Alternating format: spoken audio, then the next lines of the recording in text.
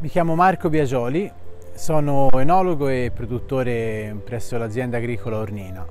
Ne produciamo principalmente vino e abbiamo quindi vigneti e qualche olivo piantato quest'anno. Quest'anno ho iniziato a fare delle prove e in particolare ho iniziato a trattare utilizzando distillato di legno e sono riuscito a abbassare del 50% i prodotti che uso solitamente, quindi rame e zolfo, sono in regime biologico e faccio biodinamica, per riuscire ad abbattere la quantità di rame soprattutto e anche zolfo per evitare di portarlo in cantina, e ho avuto dei risultati molto interessanti, nonostante anche un giugno piovoso che poteva dare qualche paura per l'esito. Devo dire che le piante sono risultate sane, hanno avuto anche una vegetazione più accentuata, una produzione anche superiore alla norma e non ci sono state malattie che hanno compromesso l'esito della stagione.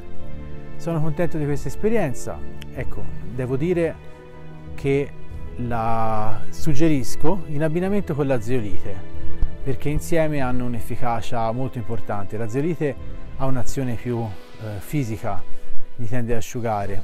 Il distillato ha un'efficacia diretta, diciamo, nei confronti dei microrganismi antagonisti per la viticoltura, diciamo così.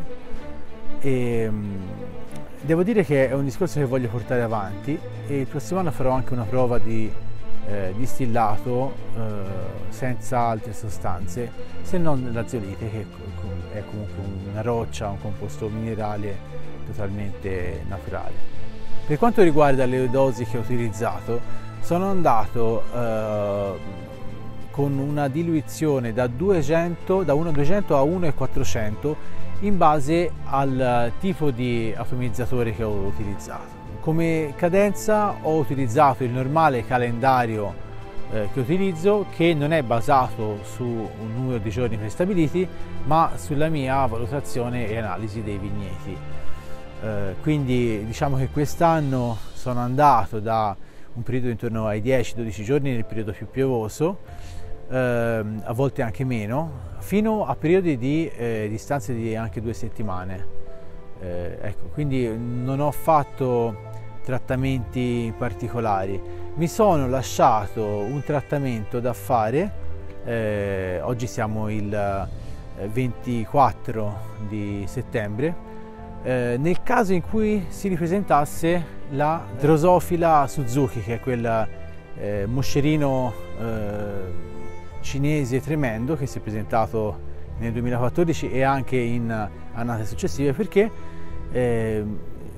il distillato di legno ha un effetto importante anche contro gli insetti, contro alcuni insetti, perché non danneggia comunque fare le api, quindi gli insetti impollinatori. Quindi mi sono lasciato in canna, diciamo, un trattamento con distillato e zeolite proprio a ridosso di una vendemmia, perché comunque non ci sono neanche periodi particolari, tempi di carenza particolari da rispettare.